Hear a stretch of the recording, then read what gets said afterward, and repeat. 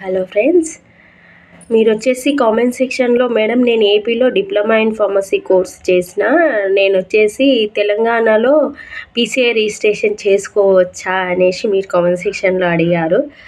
మనం ఎక్కడైతే ఫార్మసీ చేస్తామో మనం అక్కడ మాత్రమే మనము పీసీఐ రిజిస్ట్రేషన్ చేసుకోవడానికి ఎలిజిబుల్ ఉంటుంది. ఇంతకుముందుకైతేనేమో ఓవరాల్ ఏపీ అని ఉండే, అప్పుడు అంతగా ప్రాబ్లం ఉండేది కాదు. ఇప్పుడు స్పెషల్గా ఏపీ తెలంగాణ అనేసి టీఎస్ ఏపీ అనేసి మన సర్టిఫికేట్ పైన వస్తుంది కాబట్టి కంపల్సరీగా మనం ఎక్కడైతే చేస్తామో అక్కడనే మనము పీసీఐ రిజిస్ట్రేషన్ కానీ పారామెడికల్ రిజిస్ట్రేషన్ కానీ చేసుకోవాల్సి ఉంటుంది. ఎందుకంటే మనం చదివిన కాలేజ్ లొకేషన్ చూపిస్తుంది కదా, మనం సర్టిఫికేట్స్ మనం సబ్మిట్ చేయాల్సి ఉంటుంది కదా. మనం ఏవైతే చదివినో ఆ సర్టిఫికేట్లు అన్నీ ఒరిజినల్ చూపించాల్సి ఉంటుంది, జిరాక్స్ పెట్టాల్సి ఉంటుంది. అప్పుడు వాళ్ళకి తెలిసిపోతుంది ఎక్కడ ఏరియా కాలేజ్ అని. కాబట్టి మనం ఎక్కడ ఏపీ వేసి ఏపీ, తెలంగాణలో వేసి తెలంగాణ.